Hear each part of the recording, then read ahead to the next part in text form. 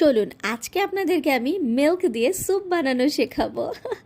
আসলে যারা এই আইটেমটা খায় তারা কিন্তু মাশরুম দেখে অলরেডি বুঝে গিয়েছে আমি কি রান্না করতে যাচ্ছি।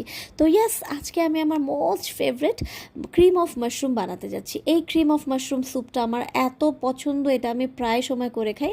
তো যাই হোক, এখানে আমি কিছু মাশরুম চপ করে রেখেছিলাম, সেটাকে আমি বাটারের মধ্যে হালকা করে সটে করে নিচ্ছি। খুব বেশি ভাজা যাবে না, তাহলে কিন্তু এটা হার্ড হয়ে যাবে। হ্যাঁ, এটাকে সফট রাখতে হবে। তো সটে করার পর আমি এটাকে আলাদা করে তুলে রাখছি, কারণ এটা আমি পরে স্যুপের সঙ্গে অ্যাড করে দিব।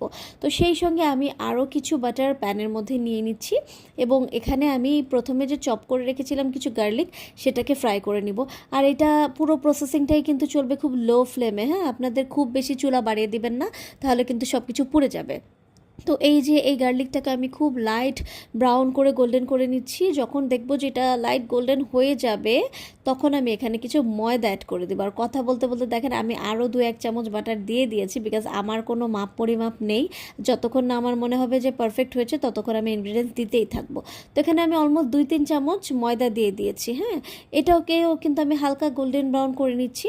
তো এখানে আমি অল্প অল্প করে মিল্ক অ্যাড করব। আমি আপনাদেরকে দেখিয়েছি 1/2 লিটার মিল্ক, বাট আলটিমেটলি আমার অলমোস্ট 1 লিটার মিল্কই লেগে গিয়েছে। হ্যাঁ, তো আমি দেখুন অল্প অল্প করে দিচ্ছি, বিকজ একসঙ্গে দিয়ে দিলে এটার মধ্যে লাম্পস হয়ে যাবে। হ্যাঁ, দলা পাকিয়ে যাবে। সো এটাকে অল্প অল্প করে দিয়ে নাড়তে হবে, এতটাই নাড়তে হবে যে আপনার হাত একদম ব্যথা হয়ে যাবে। তো যাই হোক, অলমোস্ট 1 লিটার মিল্ক আমি দিয়ে দিলাম। সেই সঙ্গে আমি কিন্তু এখানে লবণ দিয়েছি, তারপর গোলমরিচ দিয়েছি, আর কিছু হার্বস অ্যাড করেছি।